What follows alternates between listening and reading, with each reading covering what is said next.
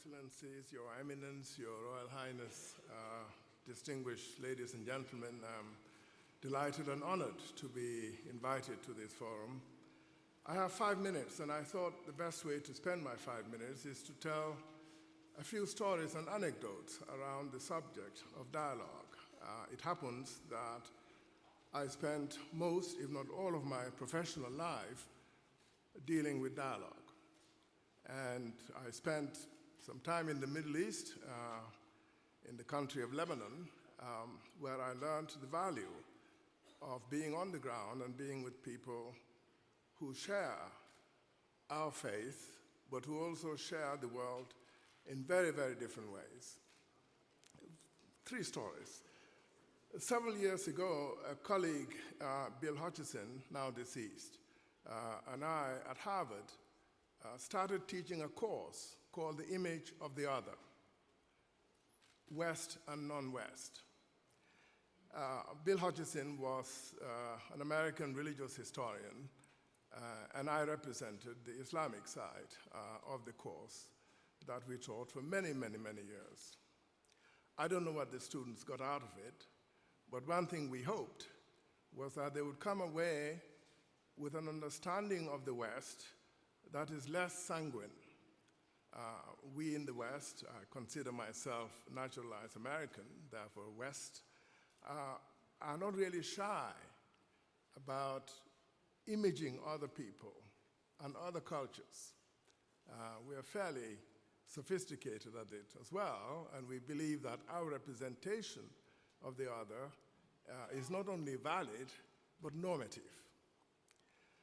For the Islamic side, we hope that the students would come away from the course with a little less simplistic understanding of Islam. Sometimes our Muslim friends are not our best helpers in appreciating the depth and the complexity of the Islamic tradition. And this was long way before 9/11, when we were engaged with really probing different religious traditions in order to leave students with a view that it's not only important in dialogue to find appreciation, but especially to be self-critical, to place ourselves under scrutiny of the other. The second story I'd like to tell is 2 weeks ago, I took my students from Yale, the other place where I moved to after Harvard. I took my students to Ground Zero. It was 2 weeks ago. And for many of them, it was their first visit to Ground Zero. And for a number of them, it was their first visit to New York City. I don't know if you've been to Ground Zero since the place has been opened to the public. The museum will be open in April. But it's a very moving experience. And as we were going around the grounds of Ground Zero, we were surrounded by visitors from all parts of the world, from Asia, from Latin America, from the Caribbean, from South America. It was quite extraordinary. In the middle of that, there was an Asian couple that came to Ground Zero, and they brought roses to celebrate their wedding, their marriage. In the midst of that sorrow, here was a symbol and a sign of hope. When we left Ground Zero, we reflected on our experience. And I told the students that in the heat of 9/11, it was very easy for America to imagine that America was surrounded more by enemies than by friends. And I said, Ground Zero experience that day suggested that, in fact, America may be surrounded more by friends than by enemies. And it's a lesson we forget at our peril. And finally, I tell a story about my own work trying to counter this image of Islam as sort of a religion that rides on jihad. I'm just finishing a book demonstrating that the expansion of Islam in North Africa and sub-Saharan Africa from the 7th century to the 19th century was really more by the peaceful impulse of Islam and the creation of clerical communities in sub-Saharan Africa who are dedicated to the expansion of Islam through persuasion, through example, and through witness.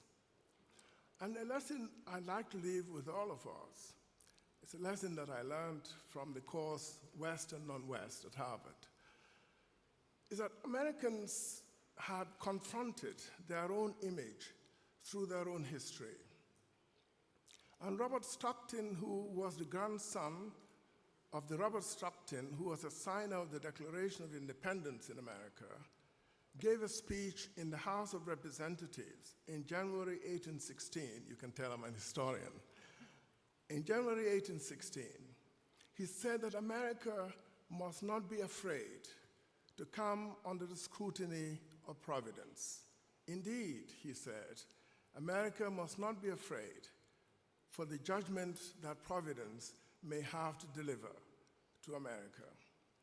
And I feel that as a scholar, as a religious historian, that one of the challenges we face in the study of the other, to which I've dedicated my own professional life, is exactly this courage to come under scrutiny of the other and to accept the other as somebody that God has given to us so that A, we may know ourselves better, and B, very importantly, that we may give ourselves more genuinely.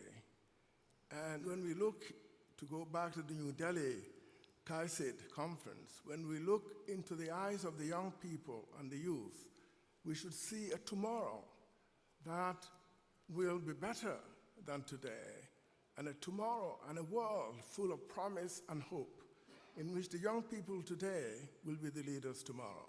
Thank you. Thank you.